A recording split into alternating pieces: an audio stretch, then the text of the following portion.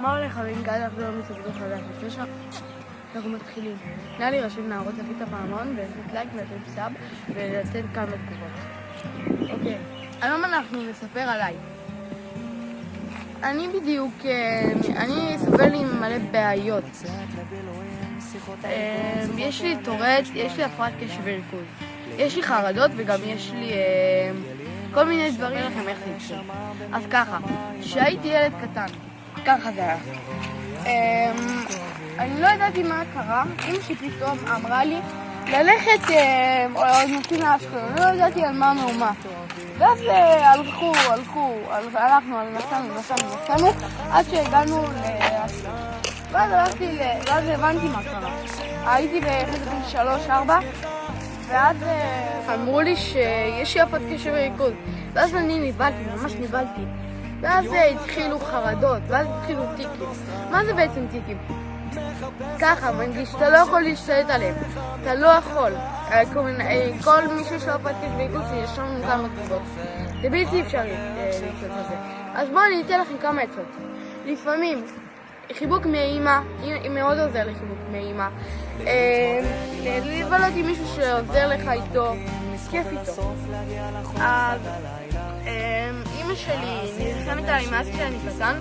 כל אחד מי שיש לו עכשיו אמא, ניתן לה חיבוק ענק ותתן לה נשיקה. והיא נלחמת עליי מאז שאני קטן. עד כיתה לא ידעתי לקרוא, יש לי טורט ממש חזק. זה כמעט בלתי אפשרי, חשבתי שאני מקרא אבוד, אבל אמא שלי הייתה שם ונלחמה עליי. ובלעדיה לא היה לי סיכוי. מה זה בעצם חרדות? בואו אני אראה. חרדות זה אומר שאתה ממש מפחד ממשהו. נגיד מפורט, נגיד ממחבלים או משהו במיוחד עכשיו במלחמה.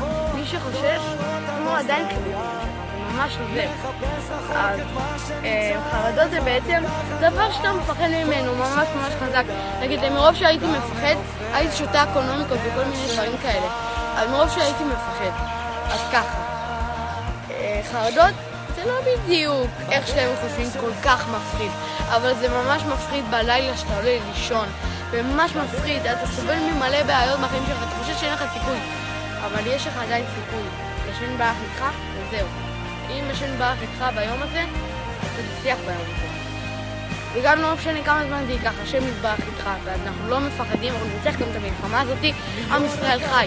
עם ישראל חי. אז מה זה בעצם טורט? טורט זה אומר שיש לך מלא בעיות.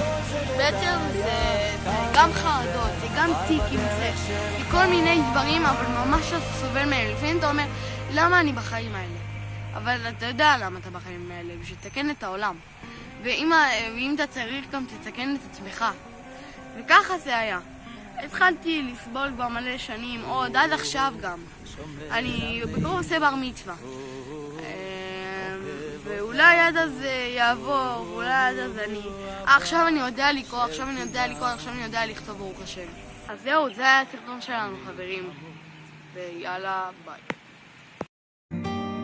גם בשעות החשוכות של הלילה תמיד יהיה כוכב קטן שיעיר לך את עצמך, את הדרך הביתה. תמיד זה הכי חשוך לפני הזריחה.